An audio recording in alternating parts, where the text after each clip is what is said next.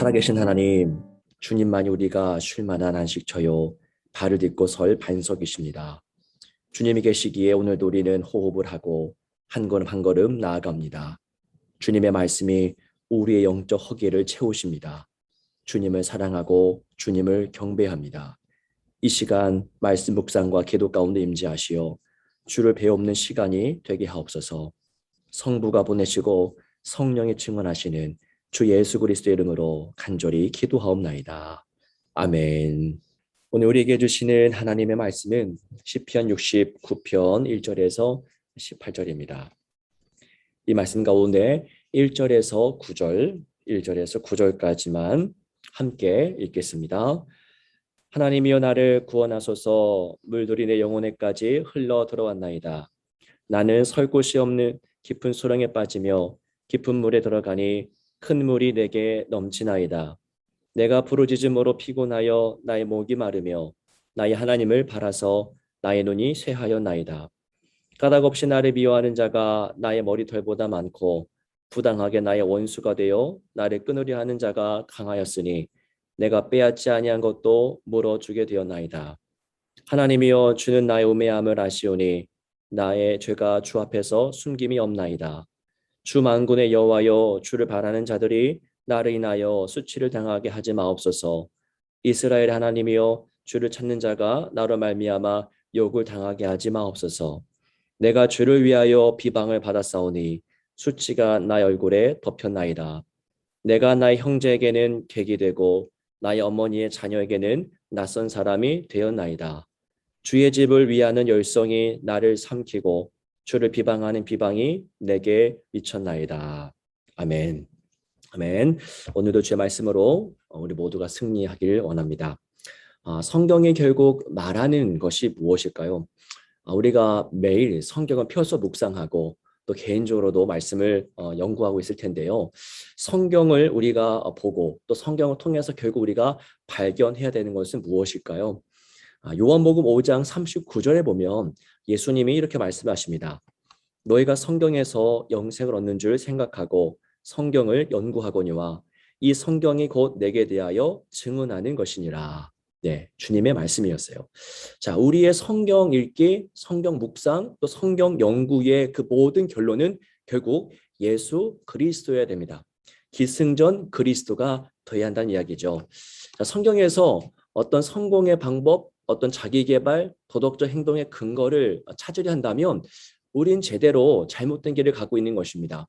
성경은 그런 것들을 알려주는 책이 아니라 바로 십자가를 지신 예수를 말해주는 책이기 때문입니다.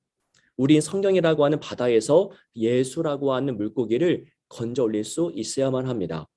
자, 오늘 본문을 읽으면서 신약의 내용, 특히 예수님과 관련된 사건들이 떠올랐을 것입니다.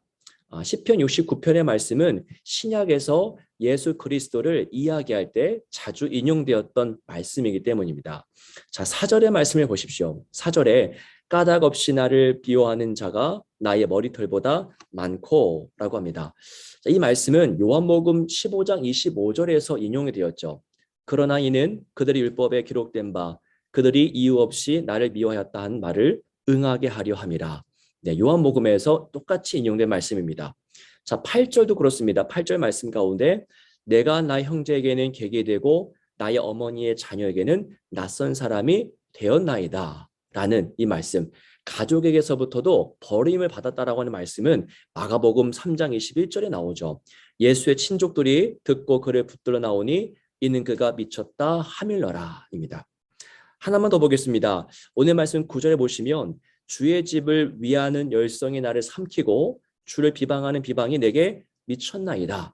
이 한 절의 말씀은 신약에서 이 두 곳으로 나뉘어서 언급됩니다. 하나는 요한복음 2장 17절인데요. 제자들이 성경 말씀에 주의 전을 사모하는 열심이 나를 삼키리라 한 것을 기억하더라입니다. 성전 정화 사건이죠. 또 하나는 로마서 15장 3절인데요. 그리스도께서도 자기를 기쁘게 하지 아니하셨나니 기록된 바 주를 비방하는 자들의 비방이 내게 미쳤나이다 함과 같으니라 입니다. 네, 이처럼 시편 69편의 말씀은 예수 그리스도, 십자가 예수를 이야기할 때 자주 인용되었던 말씀입니다. 자, 모든 말씀이 다 귀하죠. 창세기부터 요한계시록까지 모든 게 다 귀한데 예수 그리스도를 위해서 봉사하고 있는 69편의 말씀은 더없이 귀하다라고 할 수 있습니다.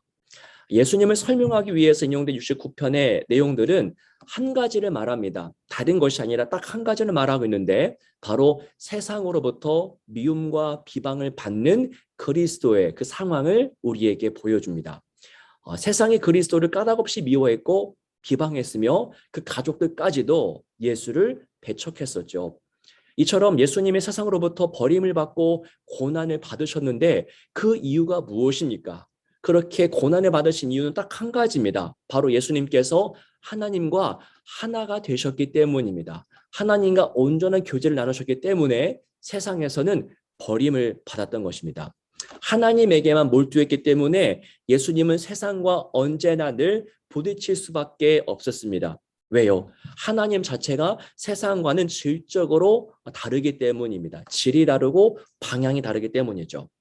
하나님을 사랑한다고 말하면서도 세상과 아무런 마찰이 없다는 것, 하나님을 사랑한다면서도 세상과 함께 동행한다는 것은요, 있을 수가 없는 일이라는 겁니다. 9절의 말씀은 요한복음 2장에서 인용되고 있다고 아까 살펴봤었죠. 요한복음 2장의 말씀은 우리가 잘 알고 있는 성전 정화 사건이 기록된 부분입니다. 당시 성전 문화는 이스라엘의 그 중심 권력이었습니다. 그리고 어느 누구도 깨뜨릴 수 없는 강력한 카르텔을 형성하고 있었습니다. 거기에 장사하는 사람들이 가득했었죠. 돈 바꾸는 사람들도 많았습니다. 자, 그들이 장사하던 곳은 어디냐? 이방인의 뜰입니다. 말 그대로 이방인들이 들어와서 기도할 수 있도록 마련된 공간이었는데, 근데 많은 장사꾼들이 그곳을 차지했던 겁니다. 이로 인해서 이방인들이 성전에 들어와서 기도할 수 있는 공간을 상실하고 말았습니다.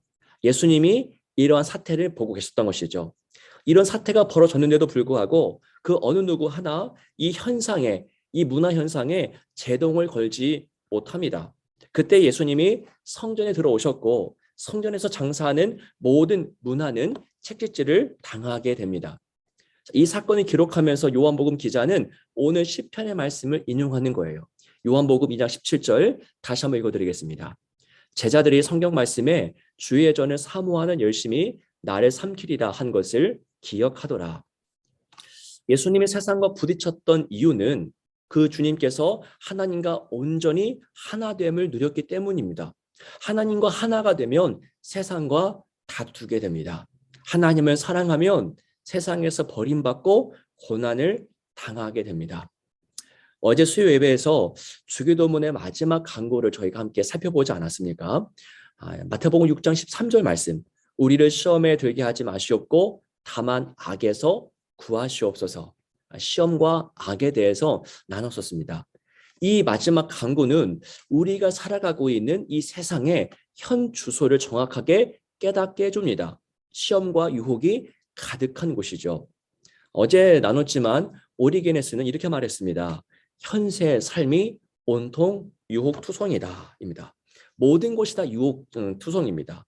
세상에서 우리가 시험과 유혹을 받는 이유는 왜 그렇습니까? 우리가 하나님의 편에 서 있기 때문입니다. 하나님과 하나가 되었기 때문에 세상에서 시험과 유혹을 당하는 것이죠. 아담과 하와가 유혹을 받았던 것도 사실 그들이 처음에는 하나님 안에 거했기 때문입니다.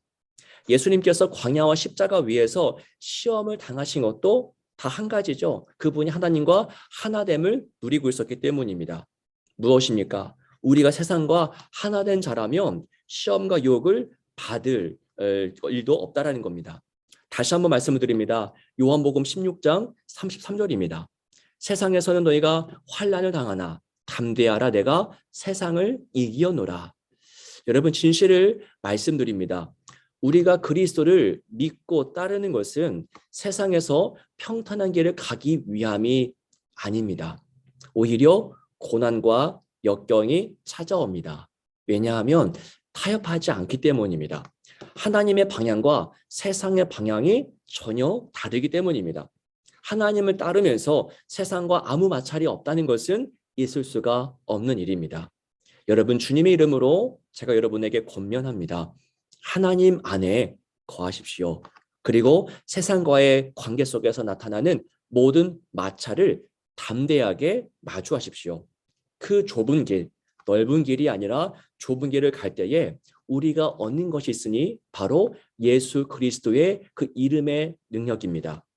예수 그리스도는 넓은 길이 아니라 좁은 길 위에서 우리를 기다리고 계십니다. 좁은 길 가시면서 그 좁은 길 위에서 사랑으로 우리를 맞이하시는 그 예수님을 깊이 만나 누리시는 복을 누리시길 주의 이름으로 축원합니다. 기도하겠습니다. 살아계신 주님 감사합니다. 오늘의 일용할 양식을 주심에 참으로 감사를 드립니다. 예수 그리스도를 따라간다고 하는 것은 좁은 길을 간다는 것이고 세상과 마찰을 경험한다는 것입니다.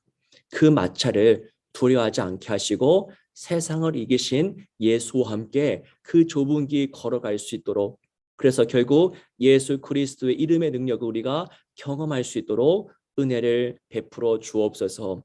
오늘 하루도 세상의 수많은 유혹과 시험 앞에 노출될 우리 모든 교우들을 주의 성령께서 강하게 붙잡아 주셔서 그 시험과 유혹 앞에 쓰러지지 않고 이겨낼 수 있도록 승리를 우리에게 허락하여 주옵소서. 감사드리며 주 예수 그리스도 이름으로 간절히 기도하옵나이다. 아멘.